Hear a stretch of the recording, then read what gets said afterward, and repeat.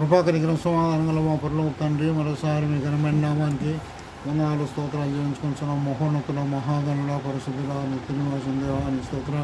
గత రాత్రి కాలం అంతా మంచి నిద్ర, మంచి విశ్రాంతి చేయని స్తోత్రాలు. ఉదయ కాలంలో మరొక నూతన దినములో ప్రవేశపెట్టిన మా ఆయుష్, మా బ్రతుకును, మా జీవాన్ని పొడిగించిన విధానం పడి స్తోత్రం.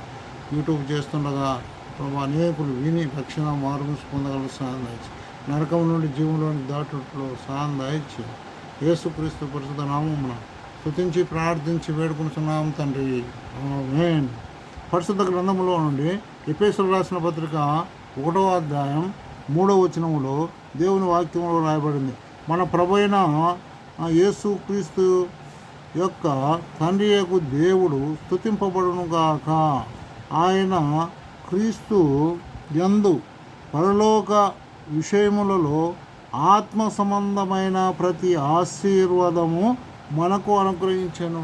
ప్రతి ఆశీర్వాదము క్రీస్తులో మనకు అనుగ్రహించెను. క్రీస్తులో ఏమేమి మనకు అనుగ్రహించాడంటే, ఒకటి కుమారుని మనకు అనుగ్రహించాడు, అంతమాత్రమే కాక ఆత్మను మనకు అనుగ్రహించాడు. ఇంకా మనం చూసినట్టయితే కృపను మనకు అనుగ్రహించాడు. కాబట్టి సోదర ఈ ఉదయకాల సమయంలో మరి దేవుని వాక్యంలో నుండి ఈ కృప మనకి ఏ విధంగా మనకు అనుగ్రహింపబడినది అనేది మనము దేవుని వాక్యంలో ఉండి చూడగలుగుదాం. దేవుని వాక్యంలో ఉండి మనం చూసినట్టయితే కీర్తనల మరి ఎఫెసీయులకు రాసిన పత్రిక 3:11 వచనంలో మరి ఆయన మరి జ్ఞానమును మనకు అనుగ్రహించారు. అది మర్మముతో కూడినది. కాబట్టి ఇంకా దేవుని వాక్యంలో మనం చూసినట్టయితే కీర్తన గ్రంథం 144:2 వచనంలో కృపను అనుగ్రహించెను. కాబట్టి ఇంకా దేవుని వాక్యంలో చూసినట్టయితే సామెతలు 16:6లో ఏమని రాయబడింది? కృపానిధి ద్వారా మేలు మనకు అనుగ్రహించిన విధానం బట్టి దేవునికి స్తోత్రాలు చెల్లించుకుంటున్నాం. 1 కొరింథీ 1:31లో ఆయన కృపయు జ్ఞానమును మనకు అనుగ్రహించాను. తర్వాత ఎఫెసీయులకు రాసిన పత్రిక 2:9 వచనంలో ఆయన రక్షణ మనకు అనుగ్రహించాడు. అంత మాత్రం కాదు, యెషయా 61:6 యెషయా గ్రంథం 6:5-6లో దోషములకు మరి పరిహారం కలగజేసినాడు.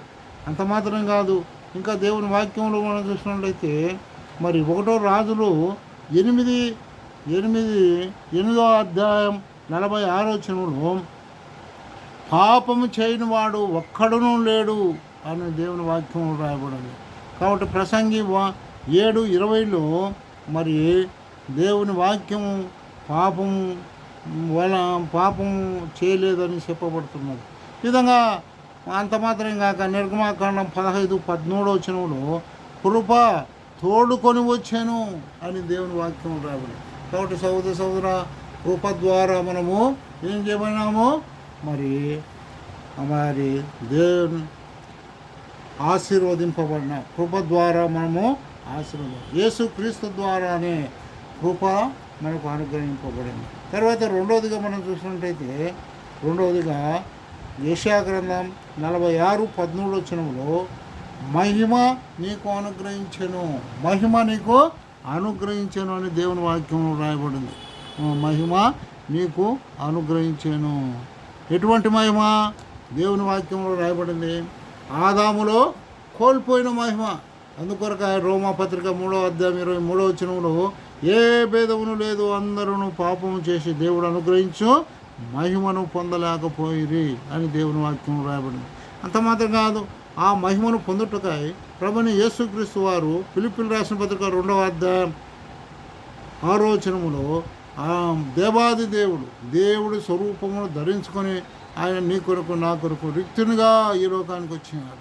ఆ కల్వరి శిలువ మరణము పొందినంతగా విధేయత చూపినట్టుగా నేను మనం చూడగలుగుతున్నాం. అంత మాత్రం కాక కొలస్సీయులకు రాసిన పత్రికలో రాయబడింది దేవుని వాక్యంలో మరి 1:27 వచనంలో ఆయన మహిమను ఇచ్చుటకై వచ్చినట్టుగా మనం చూడగలుగుతున్నాం.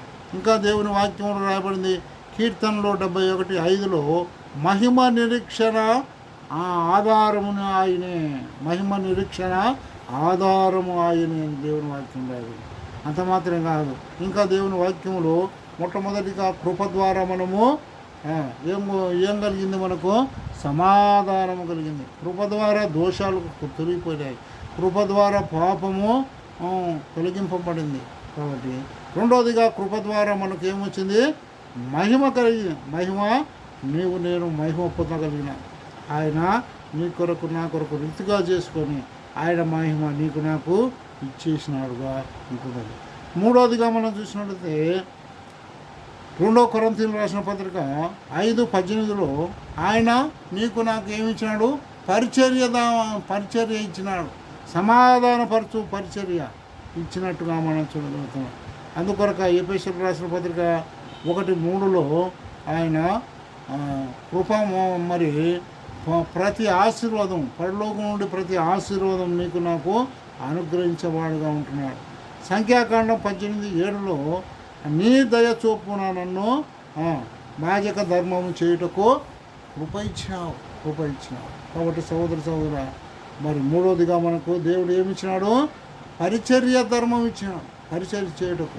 ఒకప్పుడు మనము యాజకులుగా ఉండటకు అర్హత లేదు, అటువంటి మనల్ని ఏం చేసినాడు, యాజకులుగా ఉండి పరిచర్య ధర్మం చేయుటకై నిన్ను నన్ను మరి ఏర్పరచుకున్నట్టుగా మనం చూడగలుగుతున్నాం. నాలుగవదిగా మనం చూసినట్టయితే 2 తెస్సలోనికీయులకు రాసిన పత్రిక 2:16 ఏమి రాయబడిందంటే ఆయన నీకు నాకు శుభ నిరీక్షణ మనకు అనుగ్రహించినాడు, శుభ నిరీక్షణ నీకు నాకు దయచేసినాడు. 1 పేతురు 1:4 శుభ నిరీక్షణ నీకు నాకు దయచేసినట్టుగా మనం చూడగలుగుతున్నాం. ఎఫెసీయులకు రాసిన పత్రిక 2:12 ఒకప్పుడు ఎట్టున్నామంటే వాగ్దానం లేని వారుగా అంటున్నాం, పరజనులుగా ఉంటున్నాం. అటువంటి మనల్ని ఏం చేశాడు, నిరీక్షణ ఇచ్చినాడు, శుభ నిరీక్షణ మనకు దయచేసినట్టుగా మనం చూడగలుగుతున్నాం. ఈ విధంగా కొలస్సీయులకు రాసిన పత్రిక 1:27 ఆయన మహిమయో నిరీక్షణ నీకు నాకు అనుగ్రహించినట్టుగా మనం చూడగలం. ఇంకా దేవుని వాక్యంలో మనం చూసినట్లయితే మరి కీర్తనలు 71:5 ఆయన నీకు నాకు ఏమి నిరీక్షణకు ఆస్వాదముగా అనుగ్రహించినట్టుగా మనం చూడగలుగుతాం. కాబట్టి సహోదర ఐదవదిగా మనం చూసినట్లయితే కృప ద్వారా కీర్తనలు 61:5 మరి స్వాస్థ్యం, కృపలో నీకు నాకు స్వాస్థ్యం అనుగ్రహించినాడు. ఏది ఆ స్వాస్థ్యము, పరలోకములో నీకు నాకు స్వాస్థ్యం. యెహోషువ గ్రంథం 13:23 ఆయనే మనకు స్వాస్థ్యము, యేసు ప్రభువే మనకు స్వాస్థ్యముగా ఉంటున్నాడు.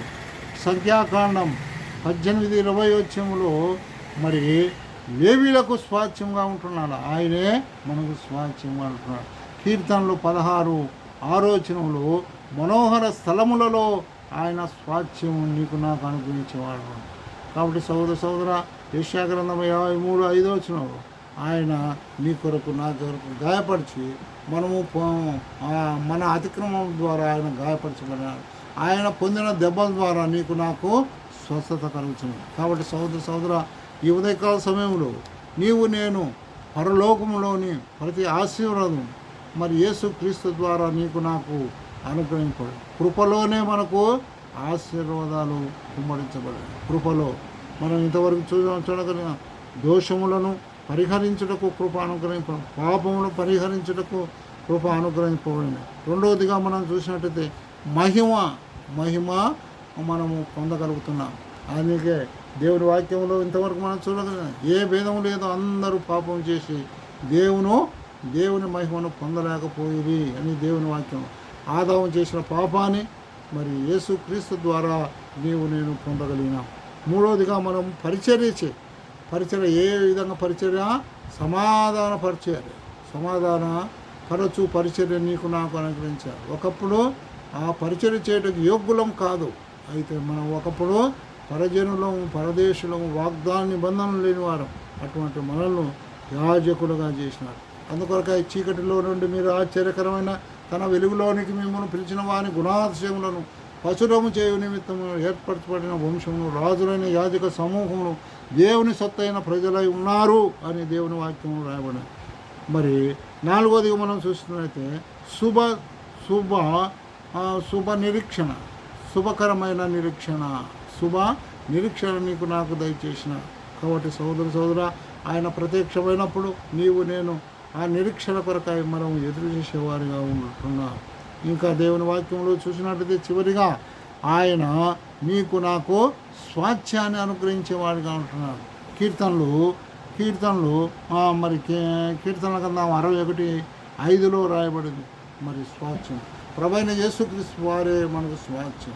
ఆయనే స్వాస్థ్యము, పరలోకమునకు స్వాస్థ్యంగా అనుగ్రహించబడు. కాబట్టి సోదర ఇంకా నువ్వు ఆయన కృప కిందకి రాలేకపోతే అయితే మరి ఆయన ఆరాధించుటకు వీలు లేకుండా ఉన్నట్టయితే ఆయన నీకు నాకు ఆశీర్వాదం ఇచ్చుటకాయ ఆ పరలోకం నుండి ఆయన నీకు నాకు కృప ఇచ్చుటకాయ పరలోకం నుండి భూలోకానికి వచ్చి ఆ కలువ శిలువలో బలి అయి రక్తం కార్చి చనిపోయి సమాజపడి తిరిగి రాబోతున్నాడు. కాబట్టి సోదర ఇటువంటి ఆశీర్వాదాలు, ఇటువంటి పరలోక సంబంధమైన ఆశీర్వాదాలు కలగాలంటే భూమి మీద అనేక ఆశీర్వాదాలు కలుగుతుంటాయి. డబ్బులు సంపాదించుకోవచ్చు, భూములు సంపాదించుకోవచ్చు, అనేక ఆస్తులు సంపాదించుకోవచ్చు. కానీ పరలోకంలో ఆశీర్వాదం సంపాదించుకోవాలంటే దేవుని యందు విశ్వాసం చాలా. యేసుప్రభు రక్తం ద్వారా నీ పాపాలు కడిగి వేసుకోవాలి. దేవుని బిడ్డగాను తీర్చబడినప్పుడే నీకు పరలోకంలో ఆశీర్వాదం కలుగుతాయి. ఆయన నుంచి ఆశీర్వాదము, ఆ పరలోక దీవెనలు ఎన్నటికి అవి కరిగిపోవు, మరి ఎల్లప్పుడూ నిలిచేదిగా ఉంటాయి. కాబట్టి సోదర కానీ యేసుక్రీస్తునందు విశ్వాసం ఉంచుము, అప్పుడు నీవును నీ ఇంటి వారును ఆత్మరక్షణ పొందుదురు. దేవుడి వాక్యం దీవించుగాక. ఆమేన్.